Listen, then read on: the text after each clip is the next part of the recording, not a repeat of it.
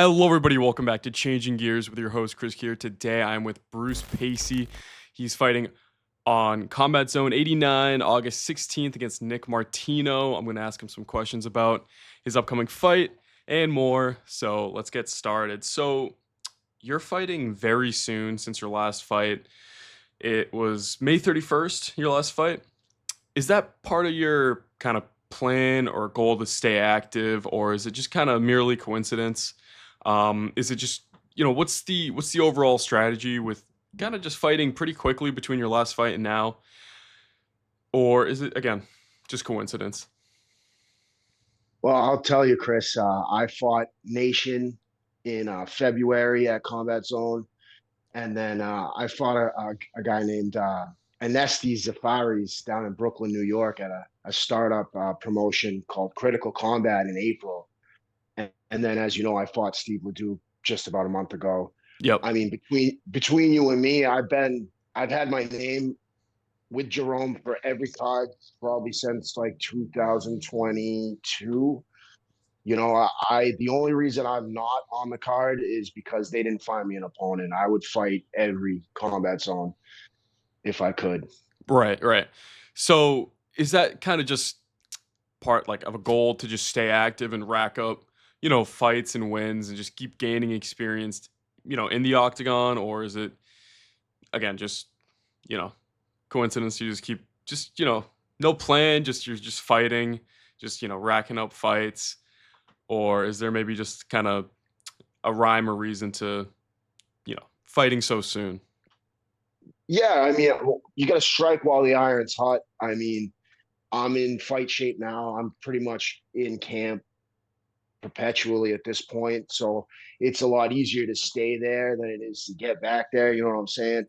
And Yep. then the other thing is, man, like, I don't know how much more time I got. So I'm good now. And I'm going to go till the wheels fall off, man. And, you know, until there's a reason I'm able, I have the time, I'm gonna stay active.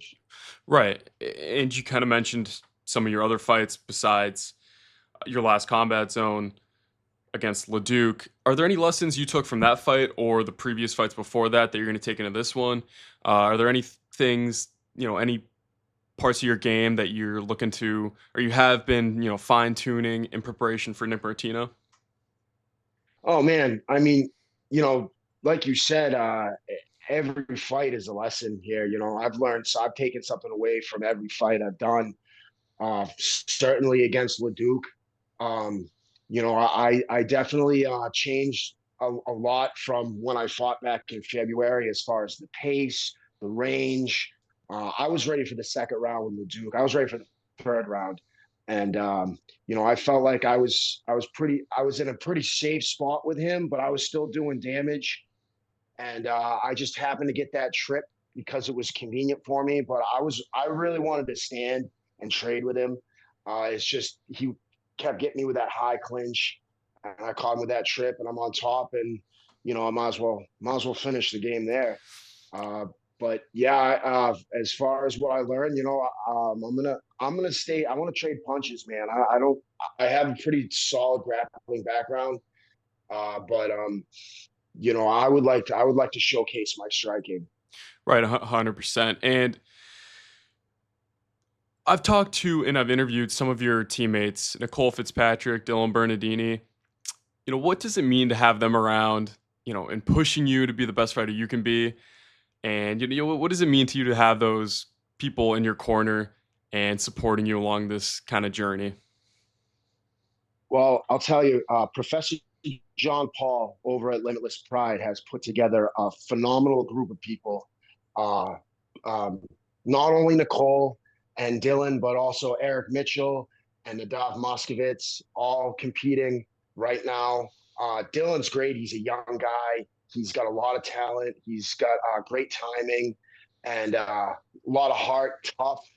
Nicole she's a workhorse, man. She shows up every practice. No fear. I've watched her improve her technique over the last year or so, and it's really been great to watch. And she's got a lot of heart. She's a lot like me and her are kind of kindred spirits in that, like we both kind of got something to prove. You know, we both got a little bit of anger in there, and we're in the cage and we want to let it out. And Eric, man, Eric's a cardio machine, you know, so he's a great training partner. And Nadav has a huge heart, and well, you know, whenever he comes into the practice room, it elevates the whole atmosphere. So, you know, like I said, we've got a great group over there. Not just the guys that compete, but also the guys that just show up. They're not trying to get into the cage, but they still work with us, man. So it's really great. Yeah, awesome. And kind of branching off my last question or my previous question, have you seen anything from Nick Martino?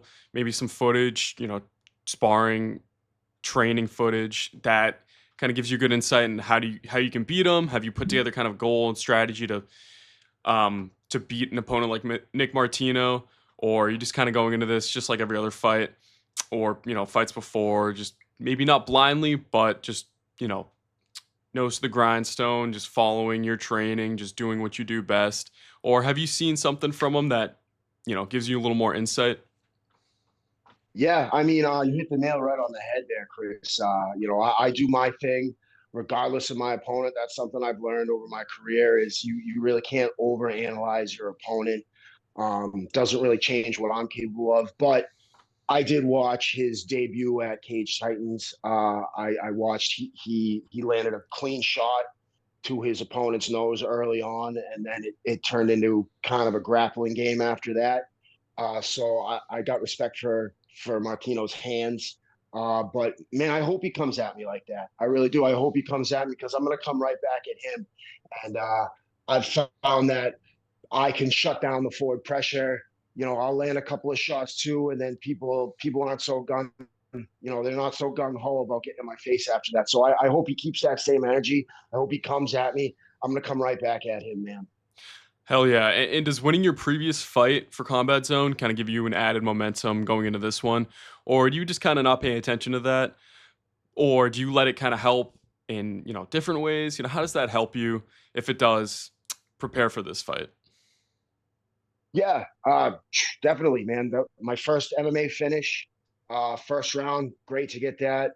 Um, and then all the fights, I had a decision back in February, and then I lost by TKO in April. And every single one of them, you know, it was another, you know, stone down the blade, man, every time. So, yeah, I feel great. I feel awesome. I'm not dealing with any kind of injury or anything like that. I take less damage every fight I come out. You know, no bruises, no boo boos. Man, I'm ready to go. Awesome. And kind of switching it up now, I want to talk more about, your personal career and goals in martial arts. So when it comes to, your goals in the world of mixed martial arts, do you have any goal in particular for your amateur career? Maybe a particular fight with Combat Zone, a particular fight in general? What are some of the goals? Maybe going up or down a weight class. Just maybe goals you have for your amateur career before you, if you do go pro or extend your amateur career. What are some of the goals you have? Yeah, well, I had 3 and 4 right now, right? So I got to even that out.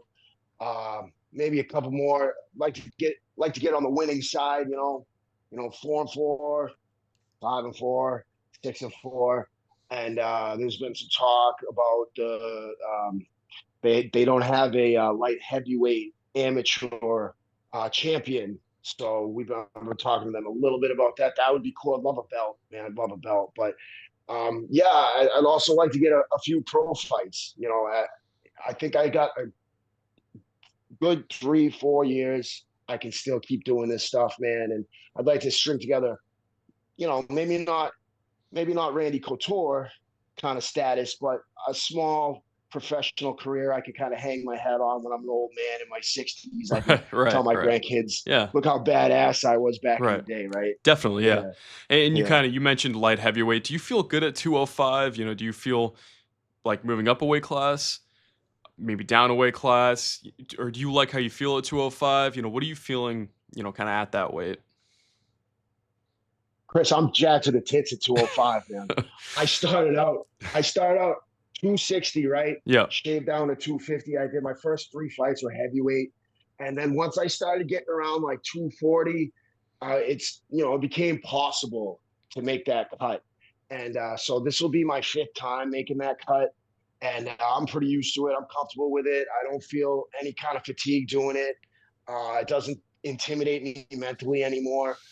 And I like fighting there, man. The heavyweights, they got a little bit of reach on me. They were usually a few inches taller. These guys are my size, man. And I feel light. I feel quick at that size. So I'm definitely gonna keep making that cut for as long as my body allows it. Right. And say your body didn't allow it or kind of fight against you.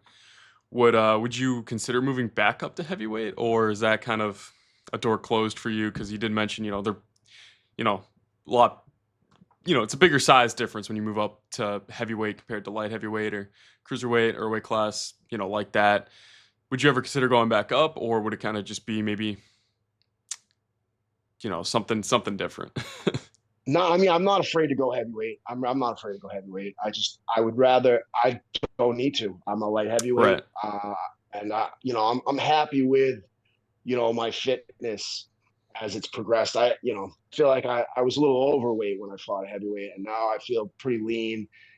They even mentioned it on the commentary, which I appreciated. So I don't plan on putting that weight back on Right. anytime soon. Right. Okay. Yeah.